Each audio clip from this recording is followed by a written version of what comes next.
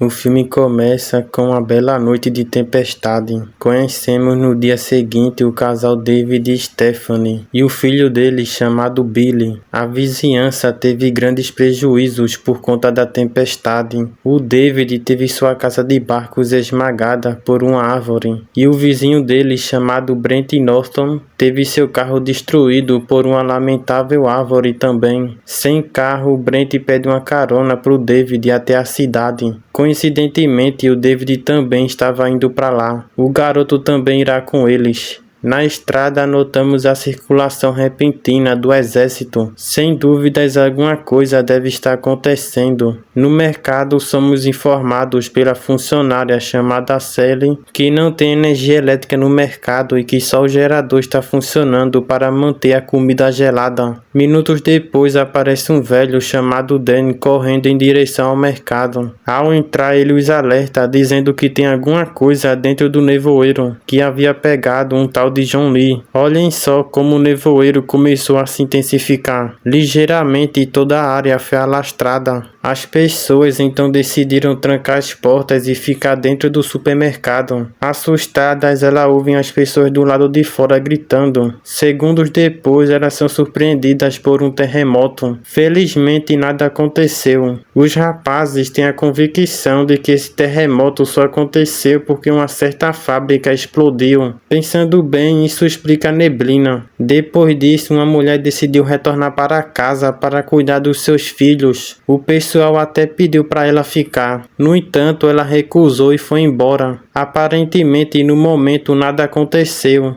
No estoque, David descobre que o gerador está com problemas de aquecimento. Então, para não piorar ainda mais, ele acabou desligando. Ele também presenciou várias batidas violentas no portão. Com isso, ele saiu correndo e acabou dando de cara com o Jim, o Myron e o Ollie. E depois o Norman. Sem hesitar, David conta tudo o que viu. Todos eles então resolveram dar uma olhada. Chegando lá, o barulho das batidas no portão havia parado. Então, o próximo passo agora é consertar o gerador. Myron descobriu que tem alguma coisa lá fora bloqueando o exaustor. Então, Norman se voluntariou e decidiu sair lá fora para desbloquear. Mesmo ele sendo alertado pelo David para não fazer isso. Assim que o portão foi aberto, ele foi atacado por uma criatura que tem tentáculos. David e Ollie tentam salvar o rapaz, porém não foi o suficiente. Consequentemente, o pessoal ficou sabendo do ocorrido, e como a frente do mercado é de vidro, eles resolveram empilhar os sacos de ração de cachorro para diminuir o risco, entre aspas. Depois disso, uma mulher chamada Senhora Carmody começa a pregar coisas relacionadas à religião, dizendo que o apocalipse da Bíblia havia começado e que assim que escurecer, todos serão atacados pela criatura segundo o testamento. No entanto, o Brent e o seu grupo de umas 7 pessoas decidiram agir. Eles decidiram sair para pedir ajuda. E olha só o que aconteceu.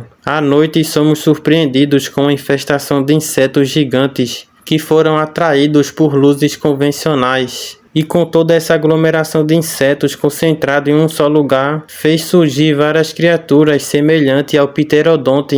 Ao quebrarem um vidro, eles partem para o ataque.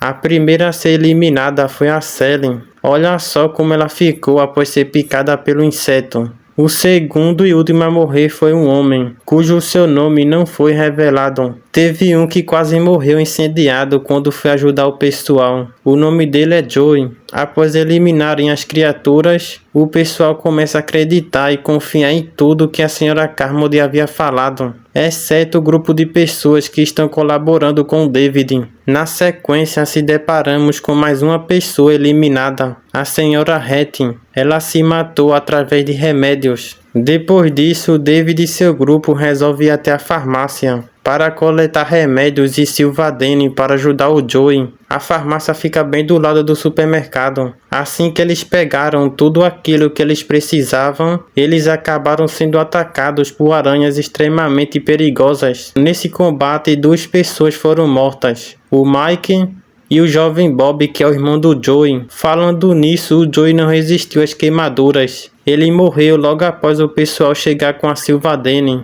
Na sequência, temos também o suicídio de 2 militares no depósito. Eles se chamam Donald e Morales. Os dois se matou porque eles sabiam desde o começo sobre o nevoeiro. Segundo um amigo dele chamado N, que também é militar, o exército pronunciou um projeto chamado Ponta de Flecha, que resumidamente consistia, junto com os cientistas, criar um portal para uma outra dimensão. E aí, como podemos ver, essa passagem secreta deu muito ruim. Dito isso, a senhora Carmody começa a culpá-lo por tudo o que está acontecendo. E aí os seus fanáticos religiosos loucos o esfaquearam e o jogaram lá fora para ser devorado pela criatura. E não para por aqui. A senhora Carmody também ordenou a eliminação do David e o seu grupo, incluindo o Billy. No entanto, eles acabaram esquecendo de um detalhe. O Wally faz parte do grupo do David e ele tinha uma arma carregada. E aí, sabendo da situação, ele finalizou a senhora Carmody com um tiro na cabeça. Os fanáticos então cancelaram o ataque e se afastaram, dando o tempo do David e seu grupo sair do supermercado. Antes de ter essa rebelião, eles já haviam planejado em fazer isso, pegar o carro e achar algum lugar seguro fora do nevoeiro. No entanto, o plano não deu muito certo. No caminho, 3 pessoas foram mortas: o Wally, o Myron e o Ambrose.